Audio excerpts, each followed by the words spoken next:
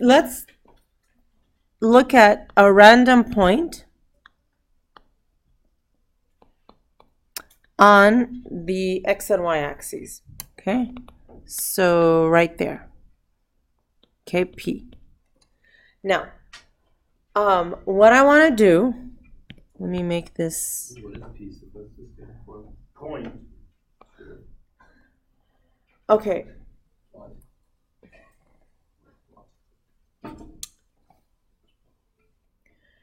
So, let me draw an arrow from the origin to that point. Okay? So, anytime you draw an arrow from the origin to any point, that's called a radius. We have the variable r for it. All right? Now, there are two ways, two routes that I can take to get to that point. I can either follow that red arrow and just go along the radius to point P, or I can go horizontally a little bit, and then I could go vertically a little bit. All right? Now, suppose we find out what the coordinates of that point are. So are each of those lines the same length as the r? Hang on. I'm going to talk about it.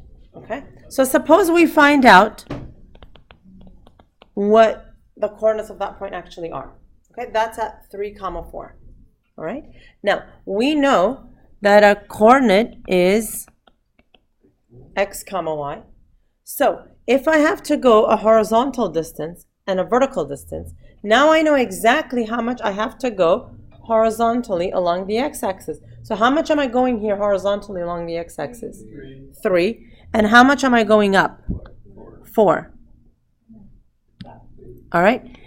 Now, I'm going to define my angle theta as this angle here. All right? Between the x-axis and the radius. All right? Between the x-axis and the radius. Now, when I do this, would I be able to figure out what r is, first of all? Yeah. Using the Pythagorean theorem, I would say r squared is equal to 3 squared plus 4 squared. So r squared is equal to how much? 3 squared is 9, 4 squared is 25. So how much is r?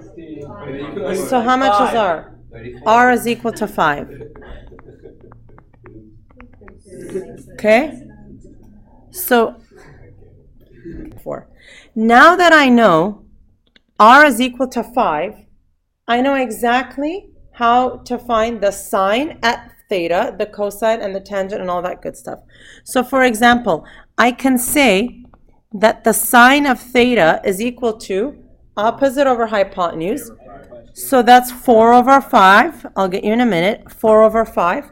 And cosine of theta is adjacent over hypotenuse, so it's what over what? 3 over 5. And what would the tangent be? Opposite over adjacent, 4 over 3. Okay, now, this is when I knew that that point was at 3, 4. What if I don't know that that point is at 3, 4? What if all I know is that that point is at x, y? Then, how much am I going to go horizontally along the x-axis, x units? And how much am I going to go vertically, y? So now, when I want to find the sine of theta, and I do opposite over hypotenuse, it's going to be what over what? X over y. If I want to do sine and I want to do opposite over hypotenuse, it's going to be y over r.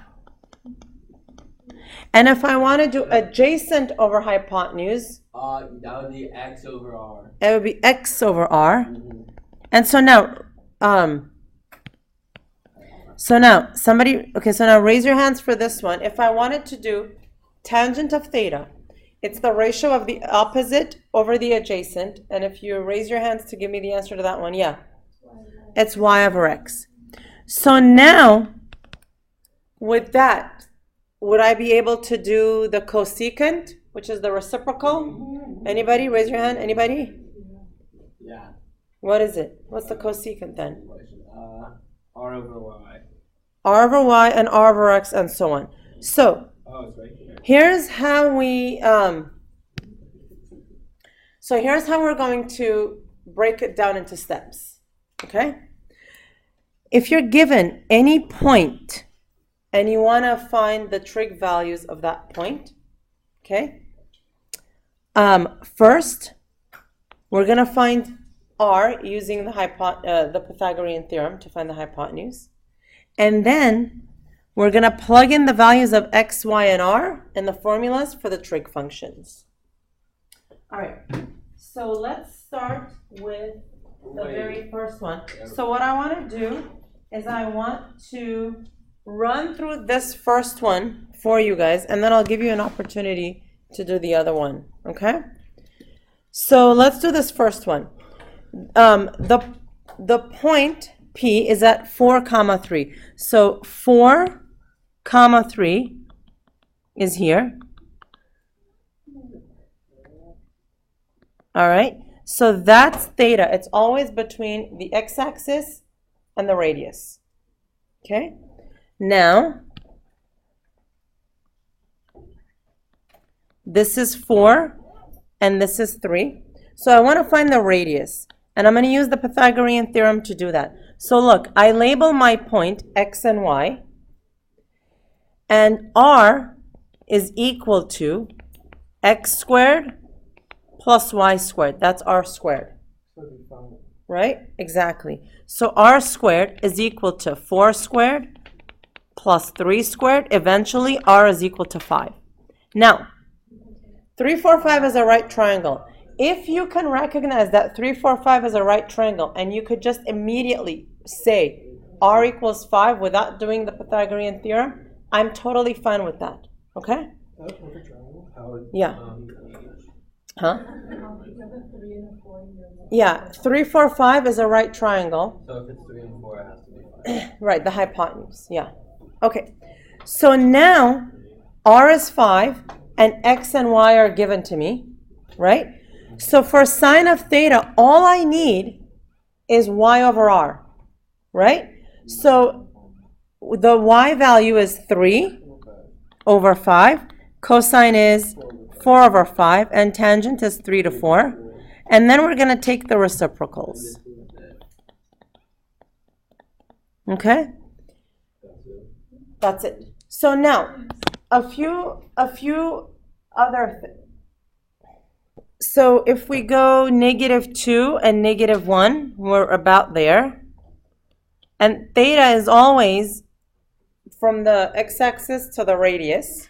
Okay?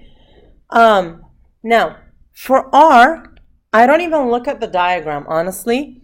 It's just, let me do this.